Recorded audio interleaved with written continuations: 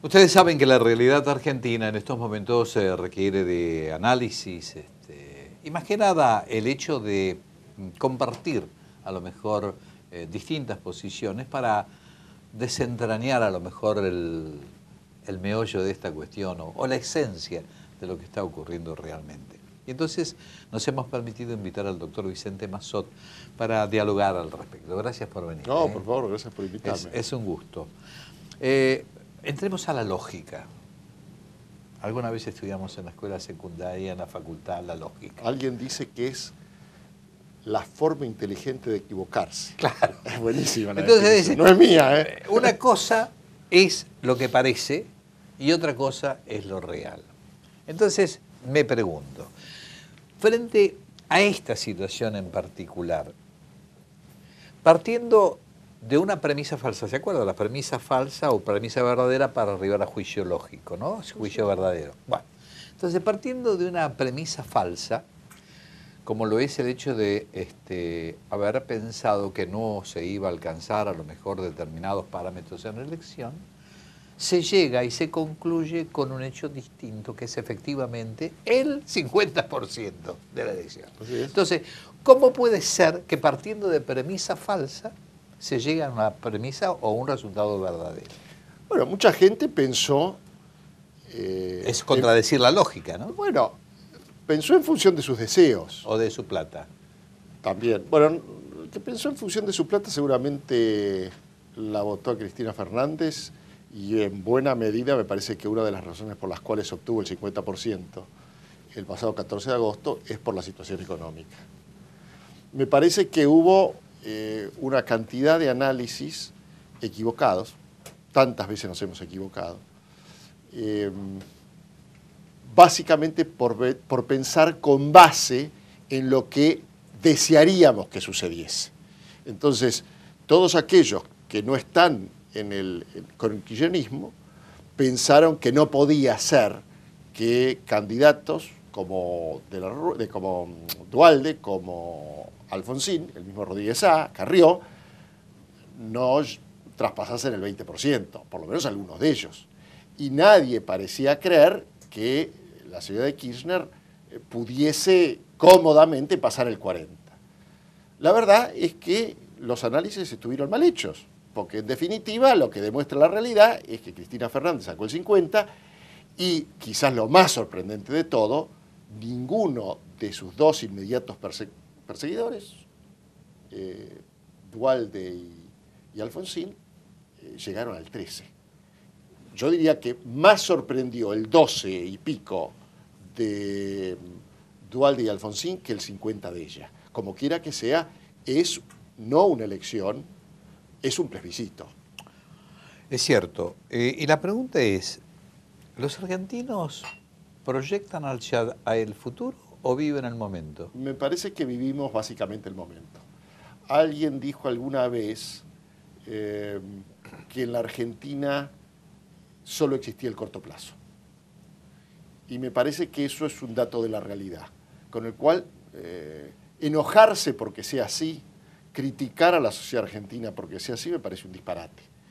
Es un dato que viene, o me parece que es producto básicamente del hecho de que hemos sido tantas veces defraudados. Son tantas las desilusiones históricas que la gente tiende a vivir el momento.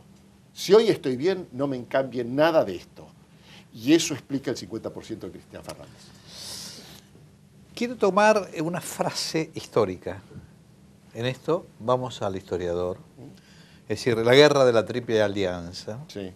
la famosa doctrina Varela, la victoria no da derechos. Fue tergiversado, fue combatido, etcétera, etcétera. Mitre incluso le tiró encima cosas, lo después Sarmiento. Pero yo voy a otro aspecto, y que tiene que ver un poco con las manifestaciones de Randazzo. ¿Cómo conciliamos una cosa con otra? Lo de la victoria no da derechos me parece que se inscribe dentro de lo que uno podría denominar la idealpolitik, la política de los ideales. Si todos fuésemos ángeles y todos fuésemos buenos, lo deseable sería que el vencido magnánimamente le conceda al vencedor una serie de derechos que de suyo no se les concede, porque por eso uno ganó y otro perdió. La Idealpolitik en la historia se contrapone a lo que se denomina la Realpolitik, las cosas tal como son, el poder desnudo. Randazzo me parece que siguiendo una línea o un curso de acción que no es nueva en el kirchnerismo, que creo que nace en el 2003 y sin solución de continuidad llega hasta nuestros días, carga lanza en ristre en contra de uno de los enemigos emblemáticos que ha elegido el kirchnerismo para confrontar, que son los dos grandes diarios. Y enarbola una tesis que en sí mismo es disparatada y peligrosa desde el punto de vista de una república democrática, porque le dice a los diarios lo que pueden o no publicar. Es decir, más allá de la veracidad, la verosimilitud de las acusaciones, lo cierto es que buena parte del arco opositor y al menos un juez, creo el doctor Blanco, el doctor Blanco, sí, han hablado de errores y horrores. Entonces, ¿por qué los diarios no van a reflejar eso que es una parte del país? El gobierno, que quiere unanimidad, dice que eso es una conspiración en contra de la democracia. La verdad es que la tesis del gobierno ciertamente es una conspiración en contra de los valores de la República. Nadie conspira en contra de la democracia. Publican algo que puede ser cierto o no, pero con ese criterio, si uno se pusiese a pensar en lo que es cierto o lo que no es necesariamente cierto, en el mundo de la política, Sócrates, donde todo es opinable, debería seguir las instrucciones del gobierno para publicar un diario. Insisto, mucho más importante de lo que han dicho Alfonsín, Duhalde, Carrió, es lo que dijo el juez Blanco. Es un juez de la nación.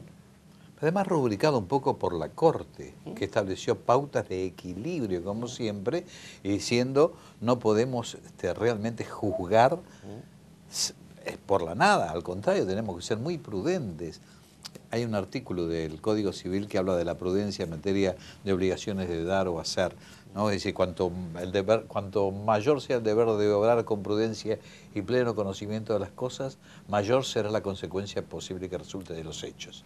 Ahora, entonces, de resultas de la investigación, de los datos que se conocen, parecería que el fraude, las trampas que se han hecho, que no son nuevas, que no las inventó el kirchnerismo, son, como siempre sucede en la Argentina, mínimas.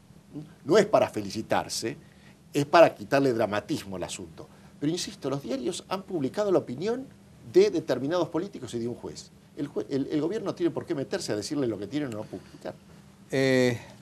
A raíz del resultado de estas elecciones y el comentario en general de lo que ha ocurrido, estos porcentajes tan especiales, esta diferencia abrumadora, ¿no le hacen pensar a lo mejor o no tendrían que pensar determinados políticos que hay que hacer un paso al costado?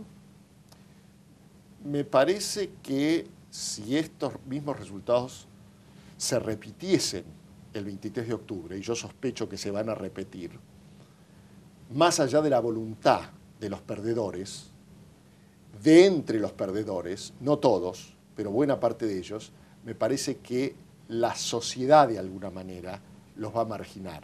Nadie los va a condenar, no van a ser penados por ello, pero van a tener lo que podríamos llamar una suerte de castigo cívico, en el sentido de que no van a poder, me parece a mí, encabezar nunca más fórmulas electorales, mucho menos presidenciales.